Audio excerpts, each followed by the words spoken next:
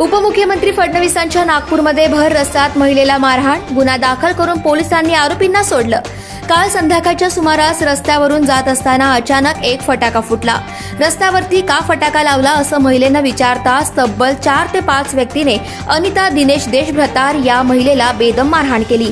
मारहाण करताना पोलीस धावत आले। त्यांच्या डोळ्यासमोर हा प्रकार घडल्यानंतर देखील आरोपींवरती केवळ गुन्हे दाखल करून सदर पोलीस स्टेशनच्या वरिष्ठ पोलिसांनी त्यांना मोकाट सोडलं। अनिता देशभ्रतार ही महिला केवळ आपल्या मुलीसोबत एकटी राहत असून तिच्या जीवाला धोका असताना देखील पोलिसांनी ही बाब गांभीर्याने घेतली नाही। एका महिलेला भर रस्त्यात पुरुषांनी बेदम मारहाण केल्यानंतरही याकडे पोलिसांचे दुर्लक्ष ही खेदाची बाब आहे। एखाद्या राजकीय महिलेवर अशी मारहाण झाल्यास महाराष्ट्रात आंदोलन झाले असते, पण उपमुख्यमंत्री देवेंद्र फडणवीस यांच्या नागपूरमध्ये जर सर्वसामान्य महिलांवर दिवसाढवळ्या मारहाण होत असल्यास महाराष्ट्रातील इतर महिलांचं काय हा प्रश्न पडतो। महिलांच्या सुरक्षिततेबाबत उपमुख्यमंत्री देवेंद्र फडणवीस नेहमीच आवाज उठवताना दिसतात, परंतु त्यांच्या शहरातील ही घटना असल्यामुळे याकडे आता कितपत लक्ष घातलं जाईल याकडे सर्व जनतेचे लक्ष लागले आहे। N4 न्यूजच्या वतीने पोलीस अधिकारी श्री विनोद यांना फोन केला असता त्यांनी कॉल रिसीव्ह केला नाही। नक्की काय प्रकार घडला आपण ऐकूया पीडित महिला अनिता यांच्याकडून त्यांची प्रतिक्रिया। N4 न्यूज साठी स्वप्नील दुधारे, मुख्य संपादक, मुंबई। नमस्कार, मी अनिता दिनेश देशभ्रतार, राहणार दाभा, नागपूर।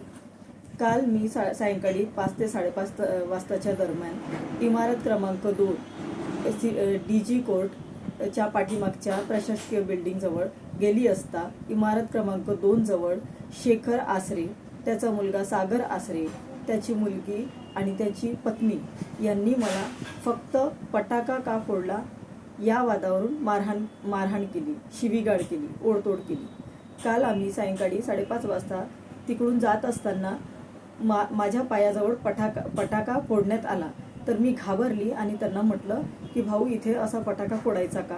तर ते बोलले की तुझ्या काय घरी येऊन फोडू का?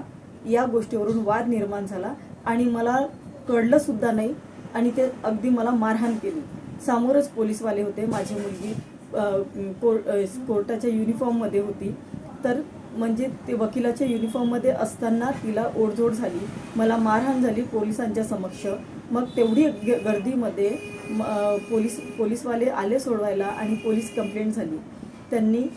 पोलिसांनी मला 502 504 34 354 324 अशा कलमा त्यांच्यावर लावण्यात आल्या, पण तरीही त्या कलमा असून सुद्धा पोलिसांनी त्यांना अटक केली नाही आणि ते स्वैर फिरत आहेत। तर आमच्यासारख्या लोकांना आता हा धोका निर्माण झालेला आहे, कारण ज्या वेळेस त्याला सोडलं त्याच्यानंतरही तो सदर पोलीस स्टेशनच्या बाहेर फिरत राहिला आणि मी राऊत सर हे पोलीस स्टेशनमध्ये असताना मी त्यांना सांगितलं की सर तो व्यक्ती तर बाहेरच फिरत आहे आणि त्याला कसं काय सोडलं तुम्ही? तर ते पोलीस बोलले उद्या त्याच्यावर कारवाई होईल आणि जे काही सांगायचं ते तुम्ही उद्या त्या पोलिसांना सांगायचं आहे, त्यांना उद्याच कारवाई होईल असं म्हणून त्यांना सोडून देण्यात आलं। आणि तो व्यक्ती का बाहेर फिरत होता, तो आमच्या वाट पाहत होता का, काही मारहाण करण्याचा त्याचा इरादा होता का, हे आम्हाला पोलिसांना विचारायचं होतं।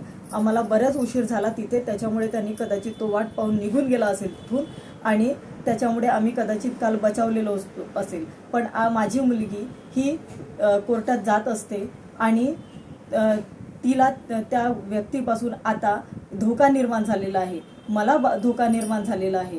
तर असे असतानाही पोलिसांनी त्यांना पकडलेलं नाही आहे। मुख्यमंत्र्याच्या शहरामध्ये स्त्री ही सुरक्षित नाही आहे।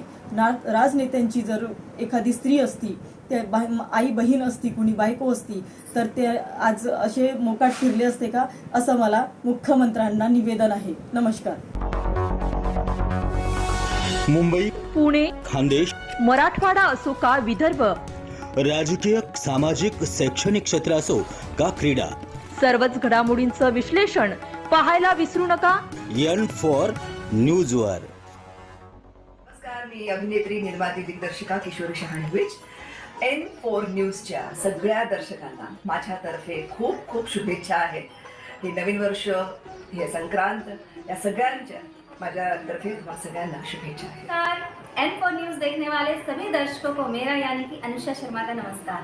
नमस्कार, मैं Bollywood actor Ramesh Goyal N for news Marathi channel के लिए मेरी तरफ से हार्दिक शुभकामनाएं।